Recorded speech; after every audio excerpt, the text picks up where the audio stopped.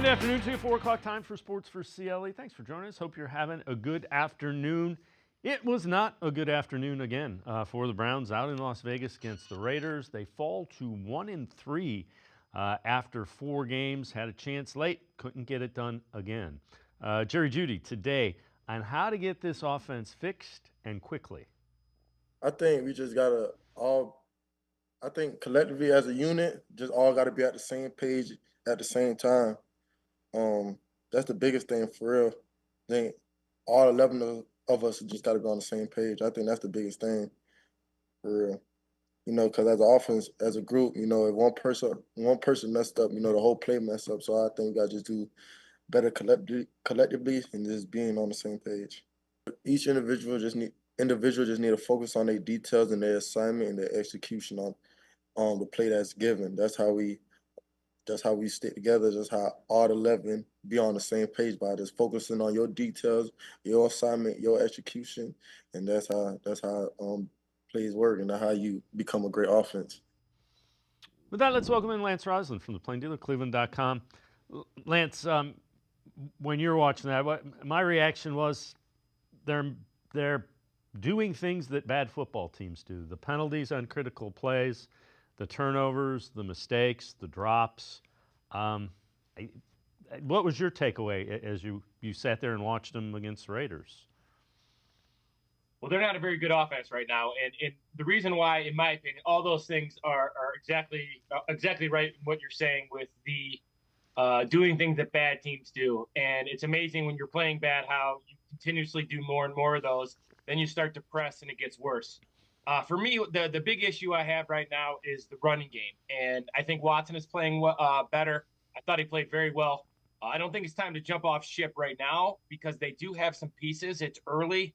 I know they're off to a 1-3 start, and I get all that. But for me, they got to find an identity. Their best run came on a counter to Ford, which was the first time they had run that guard, pull the backside tight end, something they'd been notorious for and really good at in previous years with Kevin Stefanski. They got to find an identity, and they got to do it quick because that's the issue on offense right now. They don't know what they're doing. Yeah, without question. First drive looked good, and then after that, it was pretty disjointed again. This is from the Bleacher Report, NFL Week 4 top takeaways for every game. For the Browns, banged-up Browns not built to overcome critical errors, averaging just 16.5 points per game. With all of their injuries on offense, Browns cannot overcome self-inflicted errors and win games. Watson, though he had a solid outing on Sunday, hasn't rediscovered his Pro Bowl form. And Cleveland's ground attack has lost its potency without Nick Chubb, who's recovering from a torn ACL. The other thing, Lance, that Amari Cooper is struggling a little bit. I know he had the 2 touchdowns the week before. Who's the playmaker supposed to be? Who are you trying to get the ball in their hands? Well, I heard a lot about the scheme and how good Joe Flacco did at the end of last year. The big thing is that they don't have a running game. And if you look back at what a quarterback's best friend is that running game. And right now, the Browns don't have a running game, and it's allowing these defenders to get wide in their defensive line techniques. It's allowing them to play soft, keep everything in front, and tackle. I think they got to figure out ways to get Elijah Moore the ball. They got to figure out ways to get Jeudy the ball vertically. They got to continue to work Cooper. They obviously the loss in Njoku. They got to work on getting Ford in space. They do have playmakers. I don't know if they have the playmakers that you see on other teams right now, especially those slot guys, those sudden guys. But they do have guys that can catch the ball, and they do want to spread it out. Again, I'll go back to it. I think the playmakers come off play action. I think the playmakers come off a run game because then you're going to get less people. You're going to get more people down the box, less people covering. You're going to get some one-on-one routes. You're going to get some guys in space. It all, for me, starts with that run game.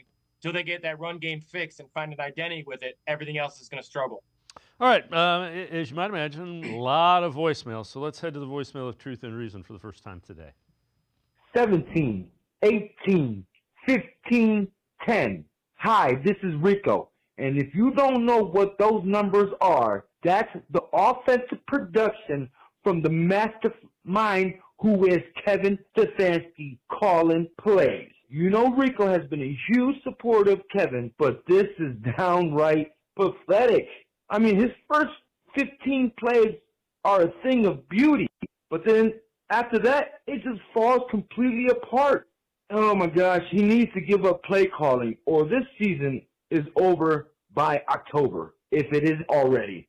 You know, Watson actually played probably his best game of the season, but once again, drop balls, no line protection, no help whatsoever, and Stefanski's play calling hindered his pretty good performance today. Thanks. I'm out. As always, appreciate all of the voicemails. Lance, nothing. You question everything when you are averaging 16 points a game. Question everything. Well, I will tell you this: it's as an offensive play caller and being a head coach, even at the high school level. I truly believe that an offense coordinator, head coach, they get too much credit when things go right. They also get too much blame when things go wrong. And I understand, Kevin Stefanski to me is an outstanding play caller. He's an outstanding play designer. He is having some struggles right now because he's not really running, especially run game wise. They're not doing what he's comfortable with. And I think they're going to get back to that if I had to guess, because you always go back to what you're good at when you're struggling. But I will say this, it's the injuries. I know people say everybody has injuries, but the Browns really are, kind of stuck there with that offensive line right now. Not having a Njoku hurts the other guys. So there's some things that are going on that are out of his control. I think he's got to improve too, and he's got to be situationally better, and he's got to make adjustments better. A lot of offensive coaches got to do that. And it's amazing when you're winning, those things go away. And when you're losing, those things are kind of amplified. And right now they're losing, and it all falls down on Kevin. He understands that. And this is when he likes being a football coach. In my opinion, when you're 1-3 and everybody thinks you stink is when you really find out what kind of coach you are. I think they're going to respond moving forward. Yeah, I mean, and again, everything gets questioned, and that's just the way it is. You look at everything when you've struggled like they have. This is from ESPN.com, Week 4 questions and takeaways. We got 3 of them. We'll run through them all together. Number 1, how can the Browns' defense regain its elite form from 2023? Cleveland's offense has failed to take off, but the defense is more concerning after being one of the best in the NFL last season. Unit couldn't assert its dominance against an offense missing Devontae Adams and allowed more than 150 yards rushing. Next part of that. Describe this game in 2 words. Another failure. After failing to take care of the struggling Giants, Browns couldn't finish the deal against a team without Adams and Max Crosby, arguably their 2 best players. Eye-popping stat. With 3 offensive line starters sidelined by injury and another, Ethan Posick, suffering an injury mid-game, Browns gave up 16 quarterback pressures. Cleveland has allowed double-digit pressures in all 4 games, and that certainly is eye-popping. Lance, we haven't really talked about the defense. That's equally as concerning because you knew the offense was going to be beat up, and they're just not tackling well enough. Well, I'll be honest with you. To me, it's more concerning than the offense. The offense is you don't have your back, you don't have your tackles, you don't have an elite playmaker right now. You're struggling trying to find a new offense. You got a new offense coordinator. You knew that was going to struggle. They struggled during training camp, watching it every day. Defensively, they got to go back to the basics, right? So they got to go back to tackling and getting lined up. Too many times in the run game this week, you saw obviously missing tackles. The other thing I saw today was they're getting out of their gaps. They're not very gap sound right now. So what that means is guys are getting pushed left and right or backwards, and then linebackers aren't able to make plays. So for the first time, you saw those defensive tackles not really penetrating as much as they have in the past. Then you move outside and you see some guys giving up some routes underneath. I think the Browns need to go back to their identity of being in more press coverage, put Ward on the best player, light it up, see what you can do, go back to what you do best, and that's pressure, penetrate, be minimal so these guys can play fast. But yes, the defense is very concerning. It starts with tackling, and it goes, and then it's and then it ends up with the alignments and the things that you can control. Right, those are things you can control, and that's what they got to work on this week. Yeah, and we've talked about the pressures. We'll have in a couple segments. We'll have the blitz film breakdown video analysis. But the pressures are something that's killing this offense too. I mean, more than double-digit pressures in all 4 games. Well, and you look at, DeShaun Watson, and once again, there's a classic quarterback stat that no one talks about. He's getting hit 15 to 20 times a game. That is going to do something to your psyche. Now, I understand he's a pro, and people have said he's gotten paid $230 million. It doesn't matter to me. He's getting absolutely killed right now, and he has to do his part, and he has to find the open guy. But more importantly, they have to protect better, and they have to run the ball better. And football is still a team game. The defense has got to hold up, got to make extra points. You got to cover on kicks. This all kind of, once again, this is all kind of amplified when you're losing. And right now the Browns are losing, so everything is questioned, like you said. I just think they got to go back to basics. They got to go back to maybe doing some 7-man protections. They got to go back to getting rid of the ball quick like they did in the first series. There's answers to these things. They got to go out and get it done. Now you got to prove to everybody that you're a good football team, and they are a good football team. They're a good football team that's playing very poor right now, and they're going to have to fix it quickly. So here's some of the injury update news. Kevin Stefanski is talking to the media now as we speak. Jordan Hicks day-to-day with his elbow. Ethan Posick day-to-day with his ankle. Martin Emerson has been cleared of concussion protocol. So those are guys that were in-game, banged up, left, and the good news is they could all be back. It'll be interesting to see about Njoku. Nick Chubb could potentially be practicing. Don't know what that means in terms of getting him back, but hopefully there's help on the way. And we are going to step aside, take a quick timeout. Sports4CLE will head back to the voicemail of Truth and Reason when we return. Sports4CLE, be right back. Stay with us. The Ohio Lottery Partners in Education program is dedicated to recognizing exceptional students, teachers, and schools throughout Ohio. Scan the QR code on screen to nominate students and teachers as Academic All-Stars and Teachers of the Month. They must be currently enrolled or teach in grades K through 12. Is your K through 12 school developing students' literacy skills to achieve success in reading? If so, you can nominate your school for the School of the Year. Students can win $100, teachers can win $500, and schools can win $2,500. Scan the QR code, fill out the forms, and nominate deserving students, teachers, and schools today. The Ohio Lottery Partners in Education program takes pride in honoring exceptional students, teachers, and schools across Ohio. Submit your nomination today. It's fun, fast, and free.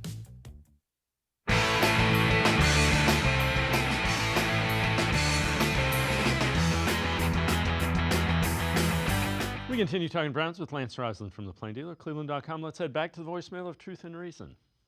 Here's a fun stat. Joe Flacco played 5 regular season games with the Browns and had 4 300-yard passing games. DeShaun Watson's been here this is going on year 3. I'm counting the suspension year, even though he missed half the season. He has 0 300-yard passing games. Just some food for thought. Go Browns. Woo, woo, woo. As always, appreciate all the voicemails. Lance, I get it. Fan base is looking at what Joe Flacco did against Steelers for the Colts in relief. They're looking at what Baker Mayfield did. And right now, Browns are struggling. So I get it. I'm one of the guys that defended the move. Good for Flacco, good for Mayfield. They're playing well. They're not here, and they're not coming back.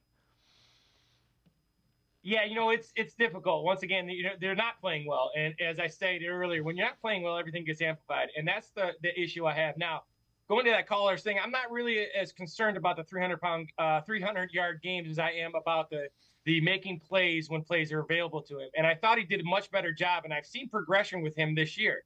The thing is now is that everything else is struggling, right? Pass protection, defense, drop balls, penalties, self-inflicted mistakes. So there's a lot of things that go along with what Watson's doing. But if you look at Watson the other day, he stood in the pocket and made some great throws. I thought he got rid of the ball early. I understand, and I totally get why everybody's upset with Watson, upset with this offense, upset with Stefanski. Track record tells me they're going to go back to work and figure this out and get it moving forward. The big thing they got to do is they got to figure out a way to get in the win column. In the NFL, it's so tough to win on Sundays. Right now, they're struggling, and they got to first control what they can control. Cannot control the injuries, cannot control some of these other things, but the self-inflicted mistakes. People said the holding. That was a hold on Harris. We usually gets away with it because it's inside hand, but it was a hold. And there's some things that you just got to be able to control, and when things are going bad, you get bad luck, etc. So they got to avoid the outside noise, avoid what everyone's saying, and kind of go back to work, and they can get this thing turned around. It's only week 5.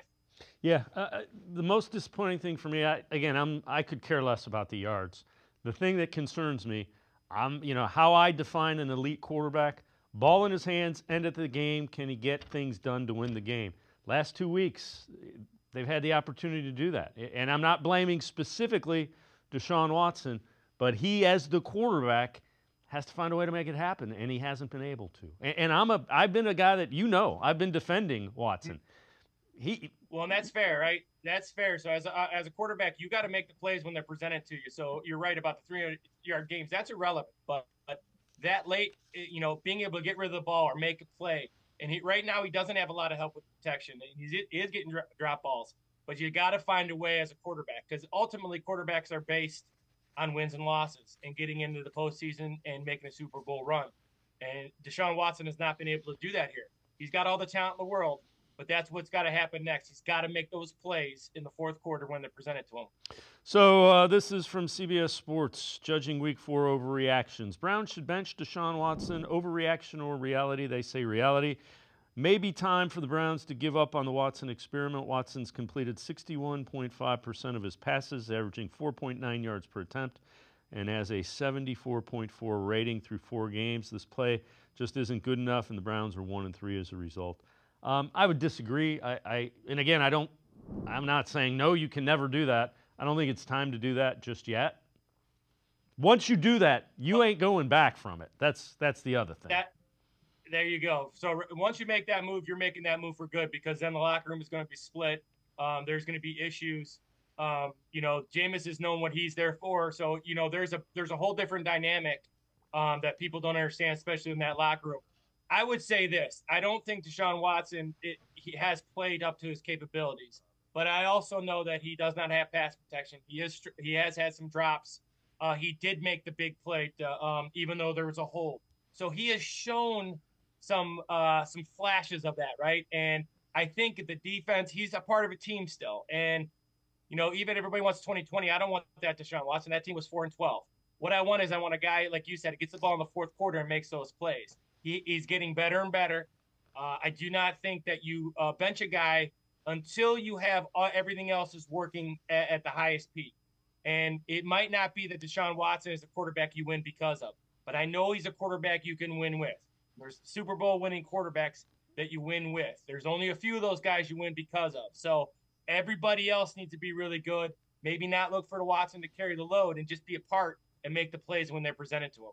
So we have some more news of cavalry potentially arriving to help out this week.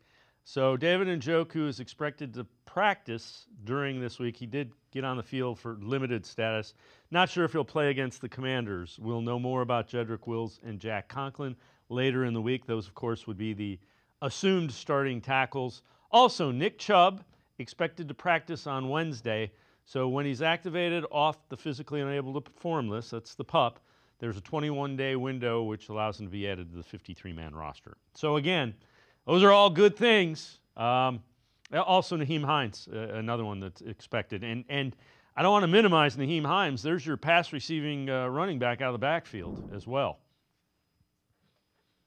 Well, in regardless of Nick Chubb's coming back right now, they're not getting any movement up front. And they have gone away from their counter schemes where they're pulling those guards, and they've gone to more just simply outside zone or zone concepts with some adjustments off that zone concept. And they're not getting any movement right now. They're not getting any vertical or pushback on those double teams. And so they have to get back to their identity, regardless of the scheme. If it's zone, if they're sticking with zone, or if they're going back to counter, they got to get back to knocking people off the football. That's what the run game is. Now, Nick Chubb makes up for a lot. But if you look at that offensive line during Nick Chubb's heyday, they were really good too. They were hand in hand with each other. Right now, they're not getting any movement up front. They're not running the ball very well, and they got to fix that. And that starts up front now with the running backs. Lance Reisland from the Plain Dealer, cleveland.com, and I can step aside, take a quick timeout. Other side of the break, we head to the voicemail of Truth and Reason. Lance will have a film breakdown, video analysis of how the Browns can potentially beat blitzes. Sports4CLE, be right back. Stay with us. You know what I think? I don't think you have the stones. Oh, I've got the stones. I think you're the one that don't have the stones. Let's settle this once and for all. Amble up to the 4 new Ohio Lottery scratch-offs with all kinds of stones. Gemstones. Diamond, emerald, sapphire, and ruby 10s. $10 each. 10 times multipliers. 2 fast spots for quick draw wins of up to $100 and a $500,000 grand prize. Which one will you get when you order them up? Well, that's just the luck of the draw.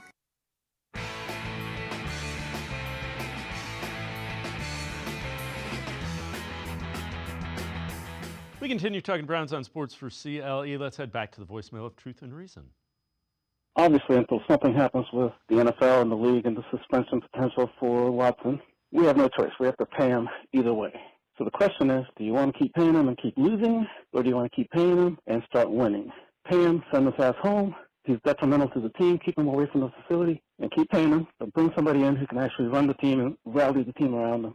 So please, Haslam, pay the guy, send his butt home, and let's continue with DTR and Winston, and then find a new solution for the future, because Watson is not it. Plus, he's a PR nightmare for the NFL. They're never going to give us beneficial calls because they don't want him to succeed. Anyway, there's my 10 cents. Goodbye. As always, appreciate all of the voicemails. Lance, I get it. I don't think they're losing because of Watson right now. He's not helping it. I mean, he hasn't played exceedingly well, but they're not losing because of DeShaun Watson. Well, no, he's part of the problem, but he's not the only problem. And that's what's scary about the Browns right now. If it was just quarterback play, you would be okay with the injuries, offensive line play, offensive run game scheme, defense, tackling, special teams, missing an extra point, which cost him huge the other day. So there's a bunch of things that are really, really built up and really kind of stacked on each other that have made this the season it is. But I'll say this all the time. Quarterbacks get too much credit. Quarterbacks get too much blame. And right now, the Browns are losing. And that falls on Kevin Stefanski and DeShaun Watson. Whether it's deserving or not, that's how football works. It comes down to the head coach and the quarterback at all levels. And right now, they're losing. And the only way you can fix that, block out the noise and go win. And that's what they're going to have to do moving forward. Yeah, and again, I get people's frustration, and I was a guy that liked what I saw from Watson. I told you, my biggest problem, last 2 games, he's had a chance to win it in the 4th and hasn't. That's what that concerns me. All right, we're going to have a film breakdown video analysis. We had a voicemail late last week. Wanted you to take a look at how to beat the blitz. That's something teams have been doing to the Browns. So take us through kind of what you came up with. The first thing you have is with no blitz, Browns have to win their matchups up front. So take us through that. The first clip you're going to see is Jones, who down into the bottom, just get beat on a simple speed rush. He actually gets a chip from the tight end, but does not get back into his kick and has really struggled to see him turn his body. So this clip kind of represents both the pass and the run game. So what the Browns have to do is they have to win their matchups in both the run game and the pass game. One of the things that can really help you beat the blitz is not put yourself in so many blitz situations, which is 2nd, 3rd, and long. And everybody wants pass protection to be better. Obviously, it's got to get better. But the best way to do that is put yourself in a situation where you could run or throw. Right now, the Browns are in a position where they only can throw, and you're seeing these guys from the Raiders all pin their ears back and just come. And that's really hard to protect. So winning the one-on-one matchups is not only, handling and winning your matchups in the pass rush, but also winning on 1st down when you run the ball or 2nd and long, so you can get to manageable. And if it's manageable, then those defensive linemen have to read both run and pass. Until that happens, regardless of what else happens, they're not going to be successful. So this is just an idea. It turns into just a simple 5-man pressure. Inside Harris, and they get beat on a twist. Jones gets beat, and it just becomes a jailbreak at the quarterback. And this is what I talk about with DeShaun Watson. You cannot keep getting hit like this and expect to be successful. It really turns into a 4-man rush with 7 people, with 5 linemen and 2 chips, and they still get home. So they got a lot of work to do, and that starts with winning and running the football and winning on 1st down in the run game. Yeah, it's a 5-step drop, and by the time he gets to his drop, the end on the bottom of the screen and one of the tackles are bearing in on him. So again, you can look downfield and say, this guy's open, this guy's open, this guy's open. Problem is, he can't set up to throw where those guys are open. Well, and a lot of people have said, could you draw up, coach, and tell me how they're working blitz? Well, that wasn't really a blitz. And the problem is when you're getting pressure with 4, like the Browns like to do, and they haven't done a great job of that this year, is that you're now covering with 7. So now you can cover the hot routes. You can cover because you're only coming with 4. So that was it. It looked like a 6-man pressure, but they only brought 4. And Browns are really struggling with any type of movement up front. Twists, stunts, simulated pressure. They cannot block it right now. But until that happens, again, like I said, they have to win their matchups and be able to run the ball and block base fronts and block non-blitzes, because everybody asked, I had a bunch of people sending me that clip. That's not a blitz. That's just a 4-man pressure that looks like 6, but they only bring 4. So they got to do those things first before they worry about the blitz. So you point to communication and scheme with pass protection, and it's kind of getting to what you're talking about with the movement. So let's take a look at that. Well, if you look up top, you're going to see 4 people come. And if you look as this play, comes back to it, you're going to see the center, Nick Harris, has got a slide left. Now, I don't know if that's called because, it wasn't, did he get a call or not? But then they go 7-man protection, and they get great protection. So, again, you're going to see a 4-man pressure up top. If Nick Harris slides to the left, backs over there, they got plenty of protection. Next one, you're going to see a play action. Now you got a 7-man protection. So maybe you protect with 7. You can see the great protection they get with 7. They may have to protect with 7 even against a 4-man rush to make sure that they're bringing different people. So, again, they have to communicate. I would say the Browns, if you get beat, that's okay in terms of, like, going into the film room. Right now, the Browns are having way too many run-throughs. And what I mean by that, they don't have a guy accounted for. If a guy is accounted for and your guy loses, well, okay. But right now, this is a 4-man pressure. So we like to call this a 4-over-3 up top. Everybody's got to slide. They're not doing it. They're not communicating. Then they're getting beat in one-on-ones. It's just a mess from top to bottom. But this is something they might have to do, is go to 7-man protection, scheme it up, go with 3 routes, and do the best you can to make sure he stays upright. Yeah, the kind of to your point, the clip where they get pressure, they're overloading the top of the screen. There's 4 guys there, and the outside guy doesn't get blocked. Again, back of his drop, and it's only a 5-step drop, and he has no time in that clip where they bring it with the overload. So when you look at when your clip goes again, when you see this clip start again, you're going to see Nick Harris, the center. Watch him not block anybody. That's because of slides right. So if they went full slide right, so him and Zinter actually are not blocking anyone.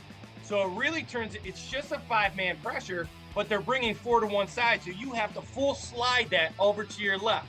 So the guard, so think about if Harris slides, the back goes, now they got 4. And they have plenty of people to pass protect, but that's a communication issue. And injuries have a part of that because Nick Harris isn't taking all those first-team reps. Yeah, and, when we look at it, injuries play a lot of that because, you don't have the tackles that are – the 5 guys need to be cohesive and used to each other. And when you got parts coming in, it does mess it up. Third point you have, though, built-in hots or sight adjustments. Take us through that. So in your route, so see first one here, it's just a short third one. Just have it built in so if they bring pressure, you can get rid of the ball quickly. You're going to see here the Raiders do a great job. Delpit comes on a blitz. He's got an RPO. He throws an easy slant. He replaces where the blitz comes from. That's kind of an RPO.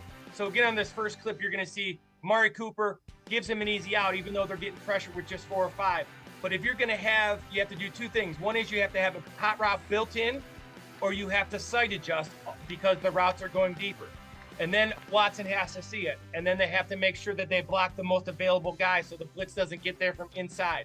There's a lot of moving parts to beating a blitz. And if you're going to beat a blitz with a hot or a sight adjustment, everybody has to see it. The receiver has to see it. The linemen have to make sure that they take the most dangerous, which in a blitz situation starts next to the center and works its way out.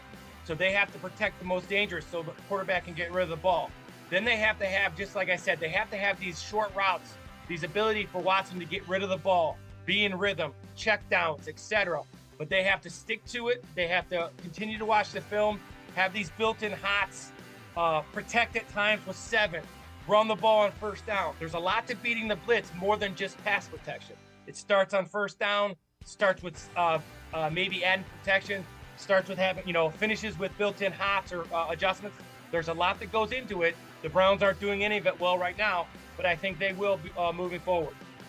When you look at it, as you're building that and trying to get people on the same, how long does that take? How long does the communication take? It seems to me like there's no real quick fixes. It's you're going to have to get there and go through it and figure it out by trial and error, by lack of a better term.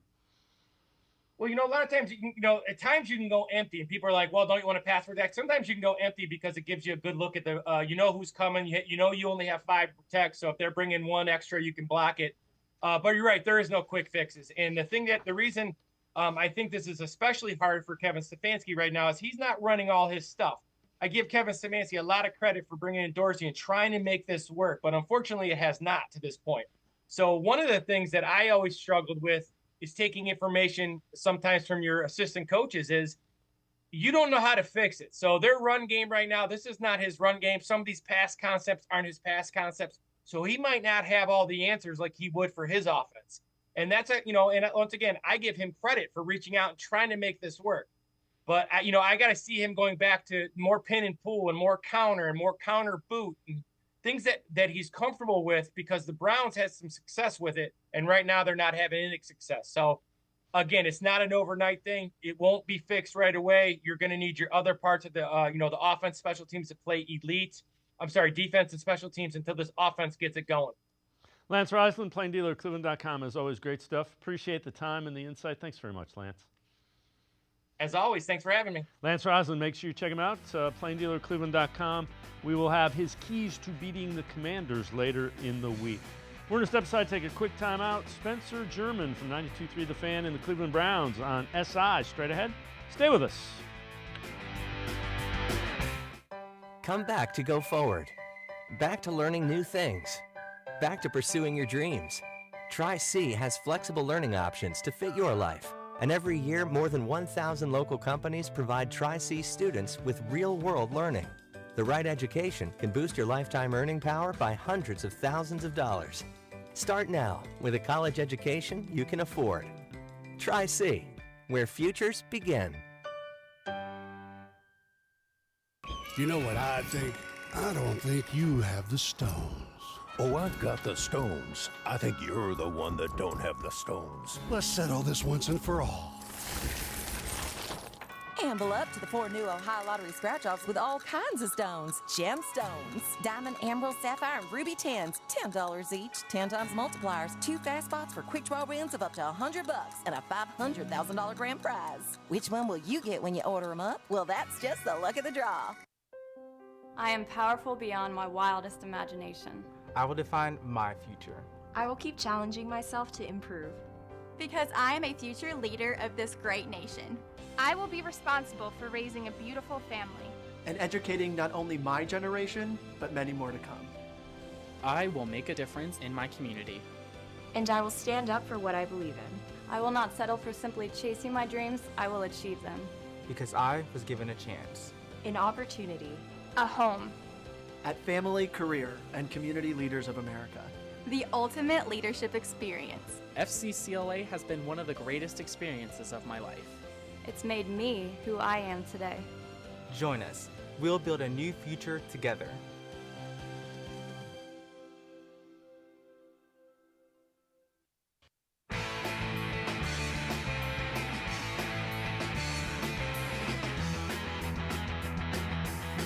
We continue talking Browns here on Sports4CLE. Let's head back to the voicemail of Truth and Reason.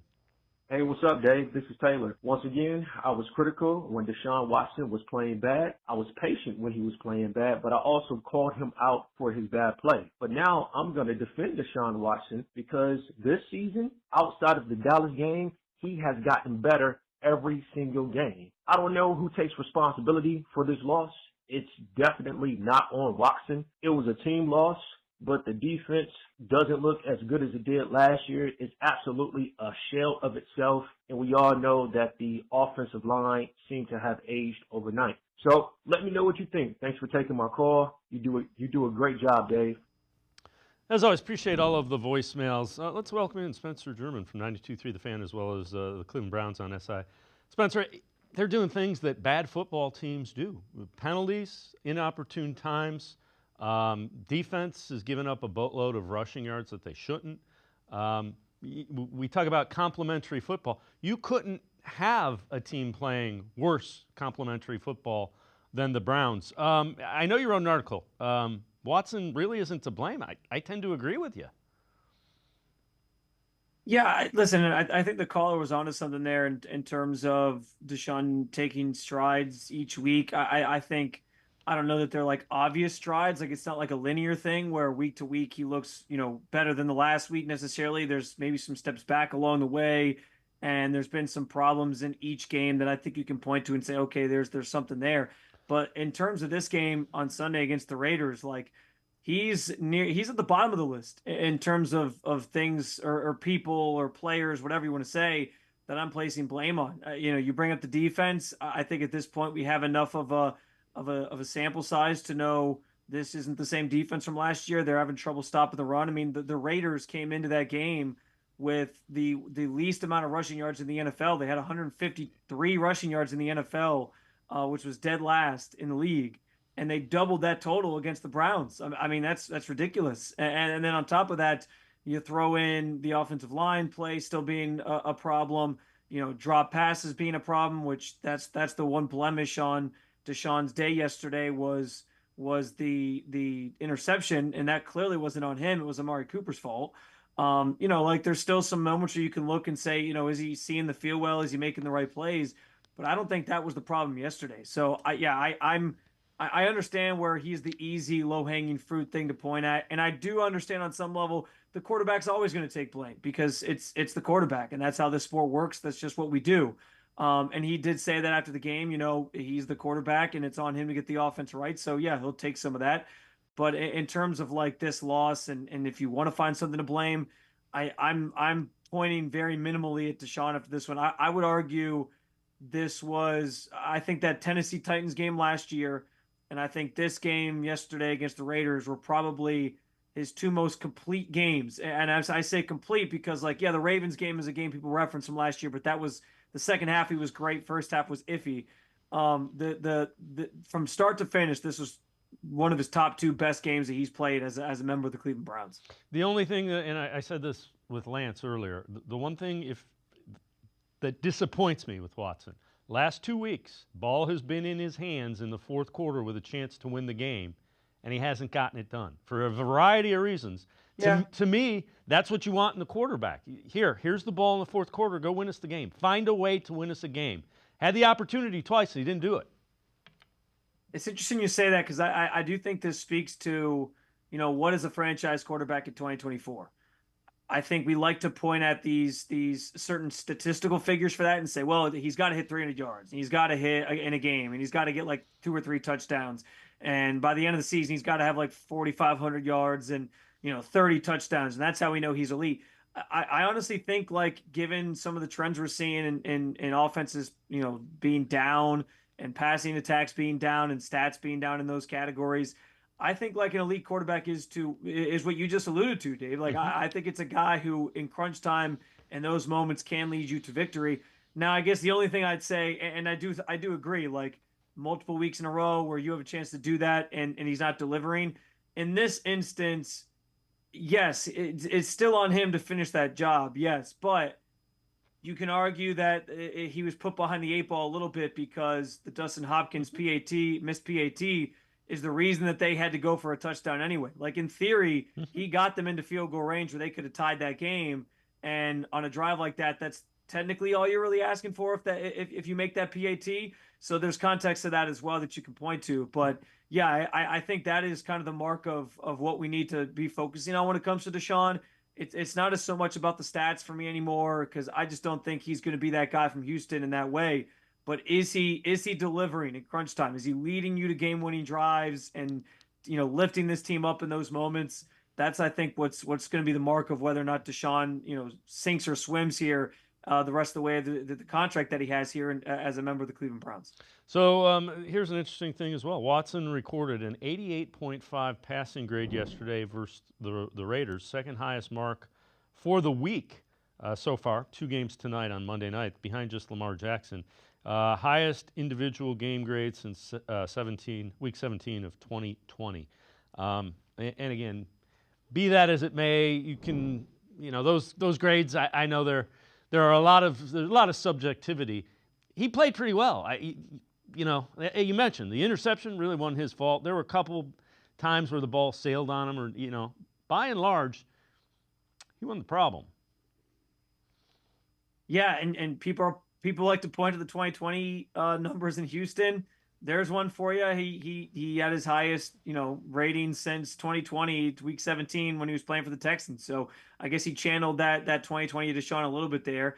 You also can't forget the touchdown that got wiped out, obviously, on the holding call from Nick Harris. Like, that's another play where people love saying, one of the first things I saw after the game was, well, DeShaun didn't get the 200 yards again. Okay, but that play stands, and I understand. Like, I've seen sort of some different varying opinions on the holding call. There's people who are like, it was clearly a hold. He had his jersey, and which is true.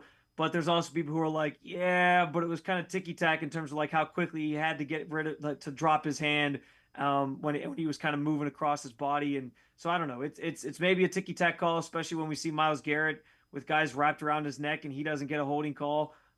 So you could have let that one go, but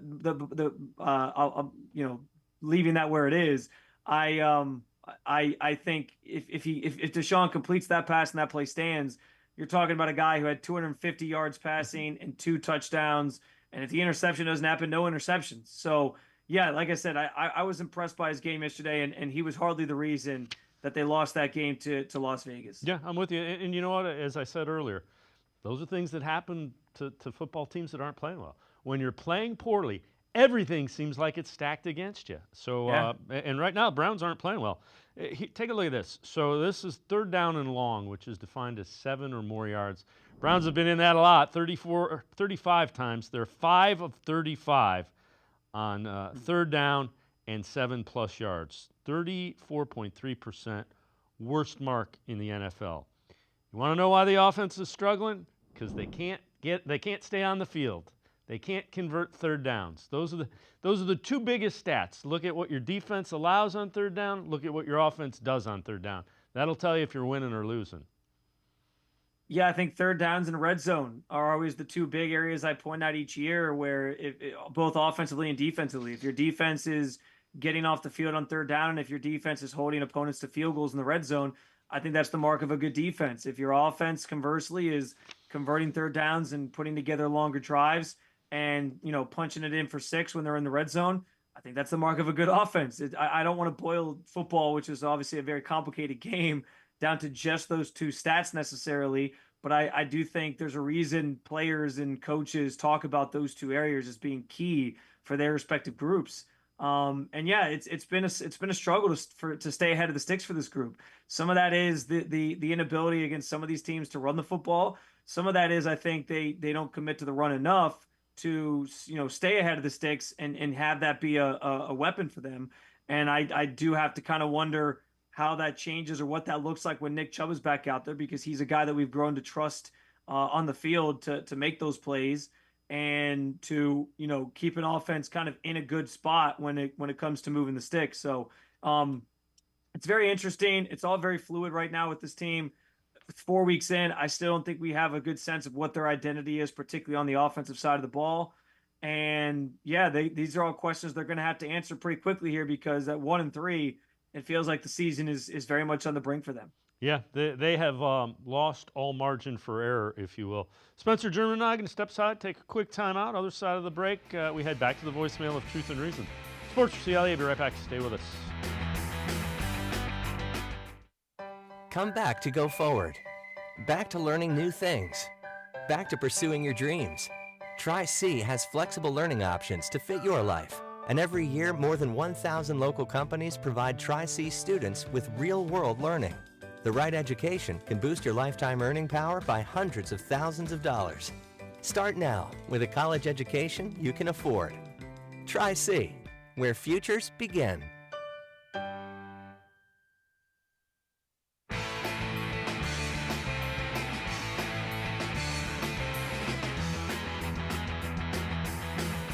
We continue talking Browns with Spencer German from 92.3 The Fan, as well as the Cleveland Browns on SI. Let's head back to the voicemail of Truth and Reason. Hi, this is Rico. This was supposed to be, quote unquote, the easy portion of the schedule, and the team looks uninspired, undisciplined, uninterested. I am so sick and tired of this as a Browns fan. When are we going to get a consistent winner? When are we going to get a team that makes the playoffs year in and year out? Stefanski fired his staff because he said it wasn't good enough. So this catastrophe falls squarely on him. And Jim Short still can't stop a simple jet sweep. Raiders averaged 50 yards rushing coming into the game, but proceeded to rush for over 160 yards. This defense has been getting gashed since last season, and it continues on this season. So much more to say, but not enough time. Thanks, Dave. Peace. As always, appreciate all of the voicemails. Spencer, we've talked about it. If it was one facet, it would be a whole lot easier to fix. There are so many facets to why this team is losing and is 1-3. Yeah, and I think the call was spot on. Like this was the point, the portion of the schedule where we looked and said, okay, they can stack some wins, get themselves on track because you know what's coming in October, November, and December. You got a lot of division games, all of your division games still to play. You got the Chiefs late in the year. You got a Dolphins team that obviously is struggling right now, but maybe at some point they get their starting quarterback Tua Tagovailoa back, and they maybe are humming again. The Chargers are in there with Jim Harbaugh. They're going to be a tough challenge. So there's a lot of tough matchups down the stretch of the season that you're now the margin for error you alluded to last segment is very, very thin. And it is a lot of problems. I think that's the most alarming thing. And I said this from week 1 to week 2. Like I was asking people the question of like, when so much went wrong, how do you fix all that so quickly as you go into the next week? And I think the message was kind of like, well, you don't fix it all at once. You just kind of you take it one step at a time. You fix what you can, and starting with the penalties, I think was kind of the big one that people kept hitting on. And I think there's some truth in that. But like the fact that we're now 4 weeks in and these problems are still persisting, I don't know what the solution is. There's not Joe Thomas ain't walking through that door to rescue the offensive line that's struggling so poorly. You're not getting Jarvis Landry or fill in the blank wide receiver to help with the drop passes unless you maybe make some trade or something like that. It feels very daunting for this team to have so much to correct 4 weeks into the season, and and because of your record, the pressure's kind of on to just be able to stack some wins. So it's not going to be easy. They put themselves in this hole though, and they got to just try to figure it out as fast as they can here going into week 5. So this is interesting as well. So the Browns allowed 99 yards on 20 missed tackles per next-gen stats, most by any defense in a game this season. Raiders were also the first team since 2009 to have 2 wide receivers score rushing touchdowns in the same game. So the Raiders got a little creative, and that run defense was just not good. It was bad. Yeah, the missed tackles, we've seen that issue in previous iterations of this Browns team, Jim Schwartz, obviously. But that's one of those inexcusable things. Like, those guys got to be able to make those plays. It was interesting because, to your point, like, the Raiders knew without Devontae Adams, who's their best offensive player, I would say by far, they knew they had to get creative and find different things to do to sort of take advantage of this Browns defense, and they exploited them perfectly. Like, it was the end around stuff with receivers. It was finding room to run up the middle. It was getting guys out in space on the perimeter, because they clearly realized like these guys don't tackle well, and they struggle when you get outside, especially with playing man coverage. And so let's try to do that. And they did it. You talk about problems that need to be corrected.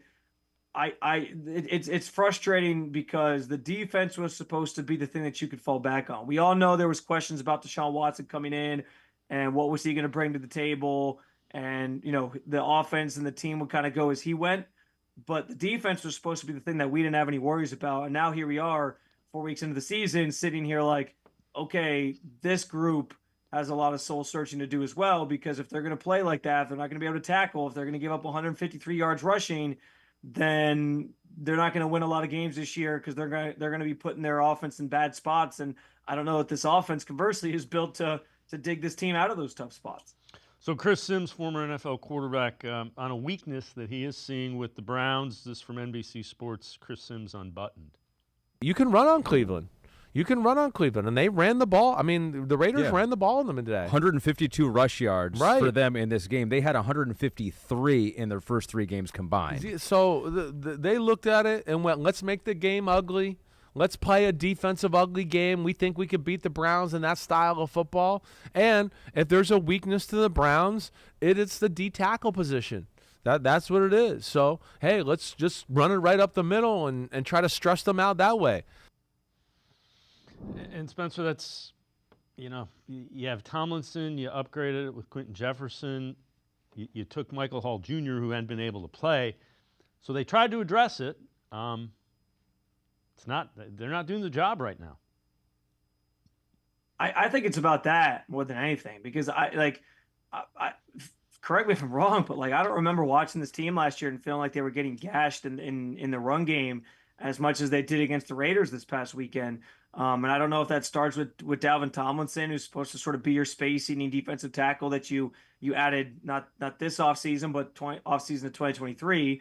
But yeah, just there's not the same push from that defensive front that you had last year. I mean, I do think there's players on the next level, that second level, with like Jeremiah Owusu-Koramoah, who do everything that they can to fly around and make plays for this team. I don't know that I thought he was amazing against the Raiders, but it felt like a lot of the missed tackles were happening more so on the perimeter. And that's where a guy like Grant Delpit comes into play. Like, he's supposed to be this aggressive, just downhill safety, fly up and read the play and make the tackle. And if he's not doing that, then you're losing a guy in the third level who's not back there to help with those plays. So it's from the front of the defense to the back. This is an issue that clearly needs to be fixed and needs to be a priority for them at practice, because missed tackles, I mean, that's one of the biggest, that's when a team's missing tackles, it's one of the biggest problems you can have, and it's all just about like execution and that player doing it better. I don't know that there's not a lot of motivating that has to go on to do that. They just have to make the tackles and they have to make the plays. And that comes down to your players making those plays. Last year, this Browns defense made those plays. This year, they seem to be struggling with it. Yeah, and it's deflating. Missed tackles are deflating for a defense. They extend drives, and it's just they know they should be making the plays. Spencer German and I are going to step aside, take one more time out, other side of the break. Back to the voicemail of Truth and Reason. Sports4CLE, be right back. Stay with us. You know what I think? I don't think you have the stones. Oh, I've got the stones. I think you're the one that don't have the stones. Let's settle this once and for all. Amble up to the 4 new Ohio Lottery scratch-offs with all kinds of stones. Gemstones, diamond, emerald, sapphire, and ruby 10s. $10 each. 10 times multipliers. 2 fast spots for quick draw wins of up to $100 and a $500,000 grand prize. Which one will you get when you order them up? Well, that's just the luck of the draw.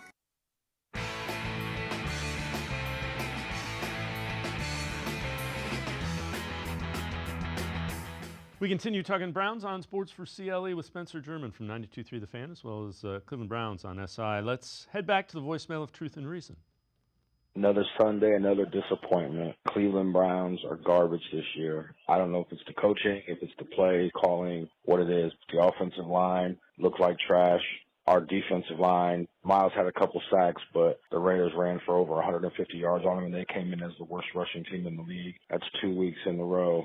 I don't know what to say about the Browns. They definitely look like they'll be picking in the top 10 the way they're playing. Their schedule doesn't get any easier. Not really sure what they're going to look at in the draft, but I'd look at a lot of new things, including players, coaches, coordinators, and you can't really do nothing with Stefanski and Barry because they just got extensions, but the offense is sputtering. The players are getting injured too often. I think it's a lot of not playing in the preseason to get ready. Jim Schwartz was supposed to have a great defense, but 2 weeks in a row, 2 bottom-feeding teams like the Browns have embarrassed them. So I don't know. What do you think? Go Browns. As always, appreciate all of the voicemails. Spencer, when you are starting 1-3 and look like the Browns have, I think everything's on the table.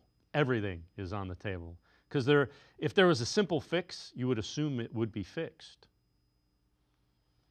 Yeah, and it's crazy because, I mean, maybe not crazy because I guess we are used to the Browns sometimes getting into these spots. I just don't know that we expected it this season, and I don't know that we expected it to be this early that we're already sort of tongue in cheek joking about, well, the draft's only 200 days away. Like that's something that's usually reserved for like November or December, given some of those previous, just the dilapidating years of being a Browns fan. But yeah, like I agree with you that everything's on the table. Like at this point, you got to look in the mirror and figure out what some of the issues are. And if that means trade deadline time, you got to make some moves. You got to try to trade some people and trim some of the excess that isn't performing for you. I think you have to consider it. I don't know how far that extends. Like if this season continues going this direction, I don't know what things look like this offseason in terms of conversations about Deshaun Watson and what his future looks like. It's not really an easy contract to get out of, as we know. I don't know if they would choose between him and Stefanski. Stefanski just got his contract extension this offseason, sort of committing to him as the face of this whole thing moving forward. But would they really pull the plug on something like that because the expectations were so high this year? But yeah, I mean, I do feel for Browns fans that you're 4 games in, and it's funny because like I don't know that a win over the Raiders would have made fans trust the organization fully again in terms of they can beat anybody, but it would have at least steadied the ship for a week, where then you feel better about the way things are going at 2-2. And it's funny how this league works, man. Like 1 week decides so much in terms of how we view each and every single team. The Ravens were 0-2 a couple weeks ago, then they blow out the Bills, and now we think they're the best team in the NFL now again, like we did at the beginning of the season. With the Browns, it's the opposite. You lose to a team like the Raiders, and we're questioning if you're the worst team in football. So only they can sort of change the trajectory that they're on. But if it continues going the way it's going, yeah, like there's going to be some tough decisions to be made, even within this season, about guys on this team and where it all fits, because this was always about this year kind of being the year to really realize your full potential. And really the last 2 years, but this year was kind of part of that. And now you got an aging roster. You're paying a lot of guys, and next off season, it's not going to be so clear cut as just retaining everybody. You're going to have to make some tough decisions. All right. So since 2012, there have been 82 teams that were 1-3 after the first 4 games. 11 of them made the playoffs. Only 2 made it to the divisional round. None of them have advanced beyond that. Browns are currently 1-3. Probability to make the playoffs 13.4%. A wild card win 2.4%. And I looked at that and I'm like, wow. Jim, I can hear Jim Morris somewhere going, playoffs. Let's get to let's get a win and then get to 500, and then maybe we can start thinking about the playoffs. I was gonna say you had to squeeze this in at the end just to make sure everybody on their Monday knew what what odds are against the Browns this year, the rest of the way. But yeah, I mean, like we know some of these things. Like there's always the stats that are thrown out there about starting 0-2. Browns were able to avoid that at least. But now it's not the 1-3 odds that you just threw up there. Like that's not any more encouraging. It's hard to do, and I understand like that can become a rallying cry for teams. Is like, why not us? Other teams have done it. Why can't we be the next to do it? The Bengals always seem to get off to these rough starts and then still find themselves in the playoff picture come December. So it's certainly doable. But with the way that the team's playing right now, and that's the thing that makes it worse. It's not like they're 1-3, but you've seen signs that there's something there. Like 2 weeks back, that when the Bengals lost their second game of the season, it was like, okay, they lost, but they went toe to toe with the Chiefs, so there was at least something to feel good about.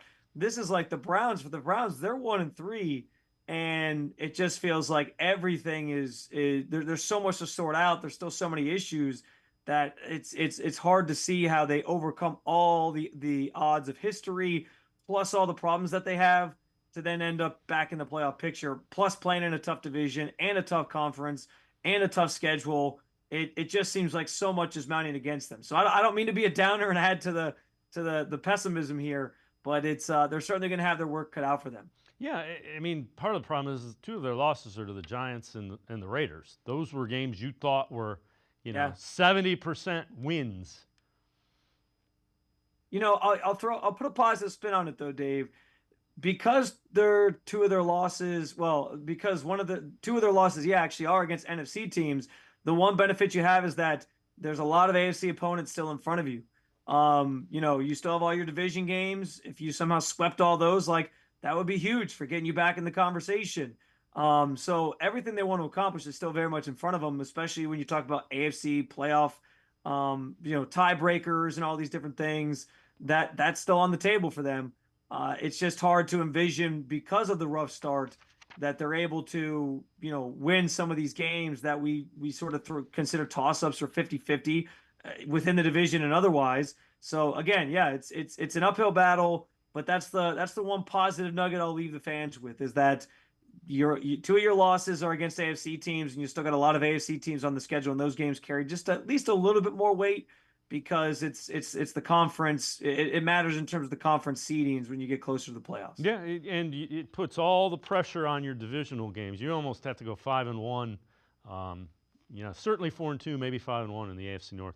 Spencer German, is always great stuff. Appreciate the time and the insight. Thanks very much, Spencer. Of course, I always enjoy being on, Dave, and wish it was under better circumstances with the Brown season, the way things are going, but always a pleasure. Spencer German, make sure you check him out, 92.3 The Fan. You can also read him, Cleveland Browns on SI. That's going to do it for this edition of Sports for CLE. We'll see you back here tomorrow at 4 o'clock. Have a great night, everybody. See you tomorrow at 4 on Sports for CLE.